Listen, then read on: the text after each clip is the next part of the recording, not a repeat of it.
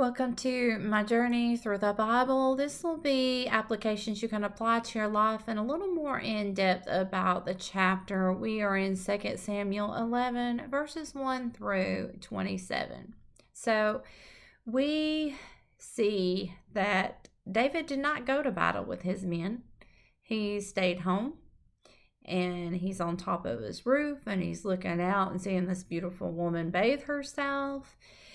And David decides to ask who she is and has the woman brought to him, and he sleeps with her. And then she lets him know that she's pregnant.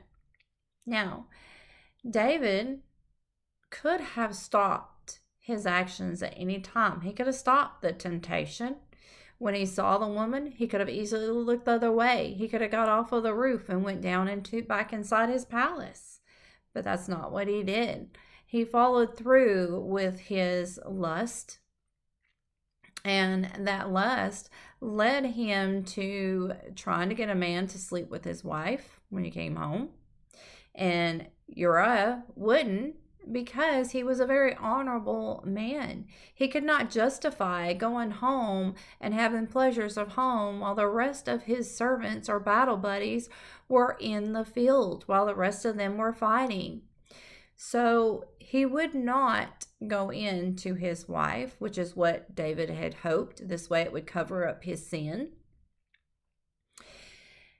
And then we see that David sends a message to Joab and tells him to put Uriah on the front line where he knows he will die. So David, in making one sin, he turned around and committed another sin in order to try to cover up the first one by murder. And then we also see that not only did he try to cover up his sins, he caused other people pain in the process. David was a king. So because of his lust, he dragged Bathsheba into this mess. Now, she was a servant of the king, and she could have told him no, but it also might have meant death for her. And then we also see that Joab was pulled into this difficult situation as well. He was told to put Uriah on the front line where he knew he would die. And so a lot of times when we try to cover things up, we make it worse. The best thing is to just turn around and actually admit your sin and move forward. Ask forgiveness. Try to fix it. Don't continue to compound your sin with other sins. We have to confront it straight on and ask for God's help. Now, we see that when Uriah had died, David did not even mourn for him, and he was a very honorable warrior. And we see that David cried and mourned and fasted for Saul, who was his enemy and who had tried to kill him more than once. And so David had become very callous to his sin that he had committed, and it had no effect on him when somebody died.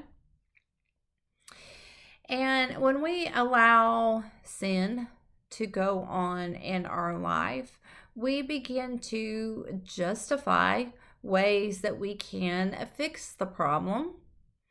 And it always seems like it's right in our eyes because, again, we're trying to make it right. We sin, so let's make another sin to cover up that first sin. Only it makes things even worse. It's because this is the start of a very slippery slope of sin. Now, ways that we could try to combat sin would be to flee from the temptation. Ask God to help us. And then be sure that we stay away from people and places and situations that we know that we would be tempted. We can memorize scripture to help us stay in the right mindset. We can find one or two good friends that we can call on, and we can share our struggles with them, and they're going to help us with that temptation. Now, sin hurts even the innocent. You always have a choice to do the right thing or to do the wrong thing. And even if we slip up and we do the wrong thing, we can ask for forgiveness, and God will forgive us. But sin also that has been put into place will have punishment as well that will follow. So forgiveness does not mean that you get out of the punishment of your sin. May God be with you in everything and in every way.